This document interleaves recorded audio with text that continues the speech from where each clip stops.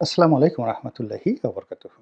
সম্মানিত দর্শক, July August বিপ্লবের পর যখন অক্টোবর নভেম্বরের দিকে আমি বলা শুরু করলাম যে রাজনীতিতে আওয়ামী লীগের ফিরে আসার সম্ভাবনা তৈরি হচ্ছে।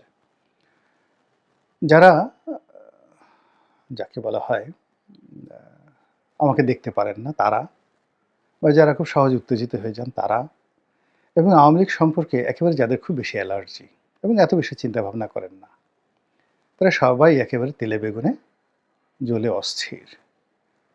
তারা সবাই জানেন যে আওয়ামী লীগের এমপি থাকাকালীন অবস্থায় আমি আওয়ামী লীগ দ্বারা সবচেয়ে বেশি নির্যাতিত হয়েছি।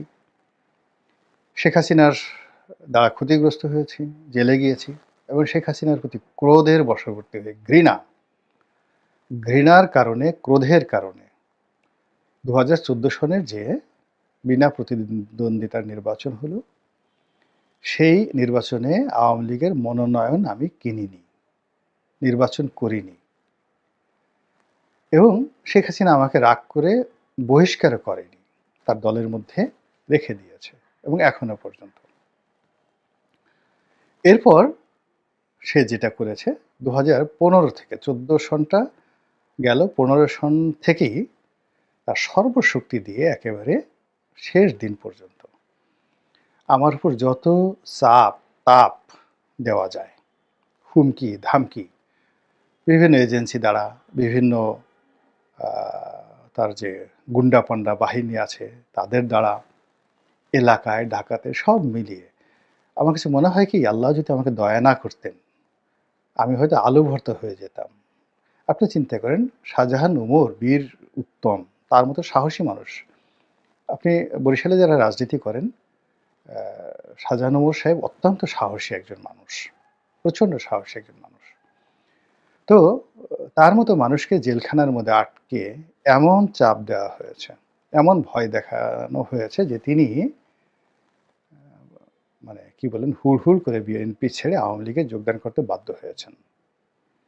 এবং তিনি আমাকে বললেন যে আমার প্রতি যে চাপ দেওয়া হচ্ছিল, তো ওই চাপ দেখে ওই সময় বিএনপির অন্যান্য যারা নেতা ছিলেন তারা সবাই বললেন যে আমাদেরকে যদি এইভাবে বলে আমাদের তো যেতে হবে, আমাদের কোনো ওয়ে নেই। এইরকম শেখ হাসিনা। তো তার সেই সকল তাপ চাপ সেই আমি ভোগ করেছি। আমার ব্যবসা গেছে, বাণিজ্য গেছে, বাড়ি গেছে, গাড়ি গেছে, অর্থনৈতিক সঙ্গতি গেছে, স্বাস্থ্য গেছে, পরিবার পরিজনের মধ্যে ভীষণ রকম দূরত্ব তৈরি হয়েছে, আরও নানা রকম অসঙ্গতি।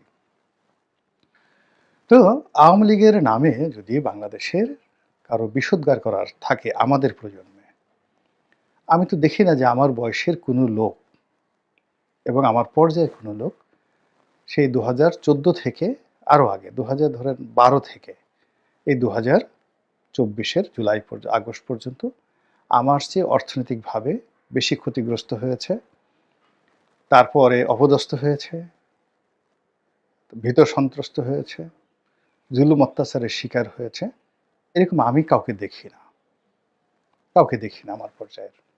বিএনপির কেউ নাই। তো এখন সেই আমি জামাতের ধরেন একজন লোককে জেলে নিয়েছে 10 বার, এখন তার তো কোনো ব্যবসা বাণিজ্য নাই, সে শুধুই রাজনীতি করে, তাকে বেদম প্রহার করা হয়েছে। তো একজন সম্মানিত লোককে তো অত প্রহার করার দরকার নাই, তাকে যদি খুব বাজে ভাষায় একটা কথা বলা হয় তাহলে তো এর সাথে তাকে মার দেওয়া, অর্থাৎ ডিবি অফিসে নিয়ে পিটান দিল, এটা অনেক ভালো। তো সেই যে সাইকোলজিক্যাল প্রেশারের পরেও শেখ হাসিনার পতনের পর কেবলই মাত্র আমার যে রাজনৈতিক বিশ্লেষণ, সেই বিশ্লেষণের কারণে মনে হচ্ছিল যে আমাদের রাজনীতি এমন একটা জটিল বিষয়, সেখানে আওয়ামী লীগের ফিরে আসার সম্ভাবনা আছে।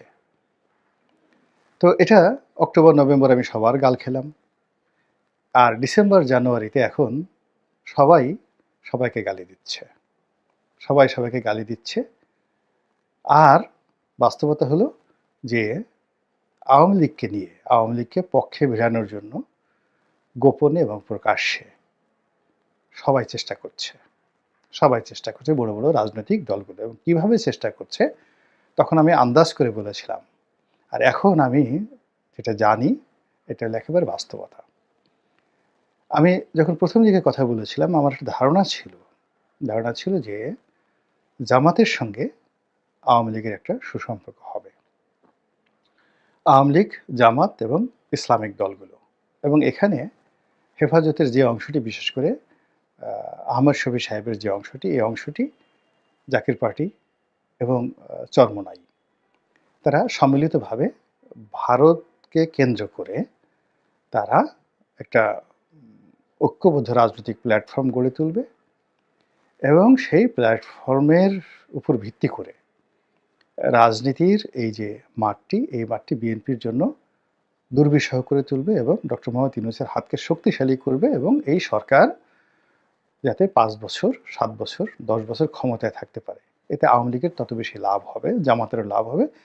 এটা আমার কাছে তখন মনে হয়েছিল। তো সেটা নিয়ে যে কিছু চেষ্টা হয়নি, কথা বলা যাচ্ছে না। কিন্তু বাস্তবতা হলো যে এরই মধ্যে যেটা হলো, বিএনপির সঙ্গে জামাতের দ্বন্দ্ব এবং সংঘাত। দ্বন্দ্ব এবং সংঘাত সেটা নিয়োগ নিয়ে, বদলি নিয়ে, চাঁদাবাজি নিয়ে, জেল জুলুম নিয়ে, পদ পদবি নিয়ে, ভবিষ্যতের রাজনীতি নিয়ে, নির্বাচন নিয়ে, এটা এমন একটা পর্যায়ে চলে গেছে।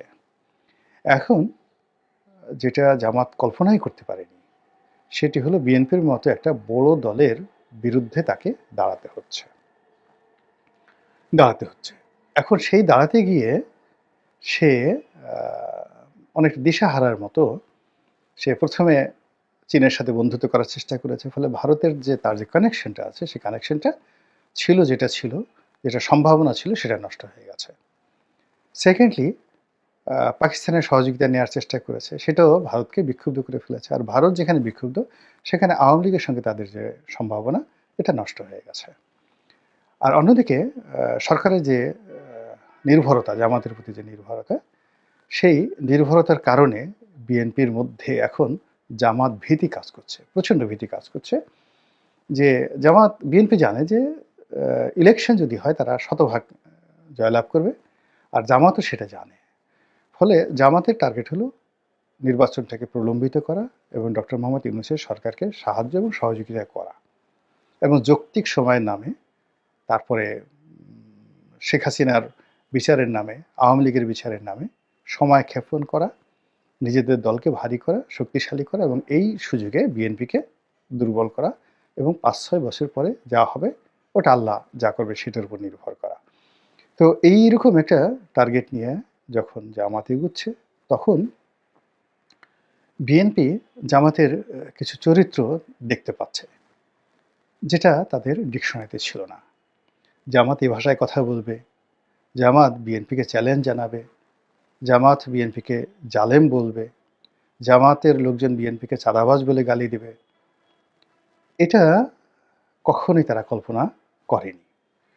তারপর জামাত যেভাবে জলে, স্থলে, অন্তরিক্ষে তারা বিএনপির সাথে পাল্লা দিয়ে চীনের সঙ্গে বৈঠক করছে, বিএনপির সঙ্গে পাল্লা দিয়ে তারা সৌদি আরবের সঙ্গে বৈঠক করছে, সৌদি আরব যাচ্ছে, মানে উমরা করতে যাচ্ছে, হজে যাচ্ছে, মানে সব মিলিয়ে তারা দেশে বিদেশে বিএনপির যে তৎপরতা, তার চেয়ে জামাতের তৎপরতা বেশি।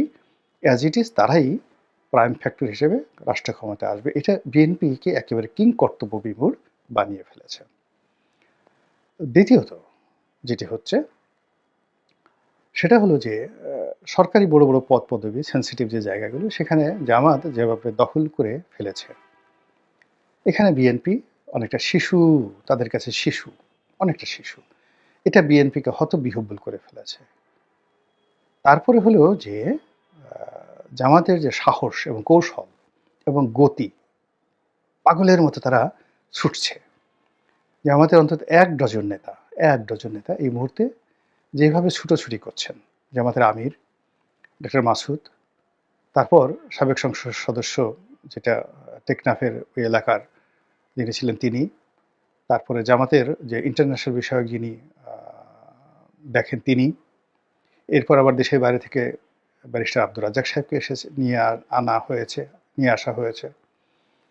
তারপর জামাতের যিনি সাধারণ সম্পাদক রয়েছেন তিনি, ওনারা সবাই গ্রুপ করে সে জামাতের সেলিমউদ্দিন সাহেব, সবাই মিলে মানে ১ ডজন নেতা, মানে রাত দিন ২৪ ঘন্টার মধ্যে মনে হচ্ছে ১৮ ঘন্টায় তারা এই দলীয় কর্মকাণ্ড সারা বাংলাদেশে চালাচ্ছে, সাংগঠনিক এবং দলীয় কর্মকাণ্ড। এবং তারা যে কথাই বলছে সেই কথাগুলো মিডিয়াতে আসছে, তাদের কর্মকাণ্ড এটা বিএনপিকে ভাবিয়ে তুলেছে। এর কারণ হলো বিএনপির কর্মকাণ্ড এই মুহূর্তে কি হচ্ছে, ওই লন্ডন থেকে জনাব তারেক রহমান সাহেব তার দলের নেতাকর্মীদের সঙ্গে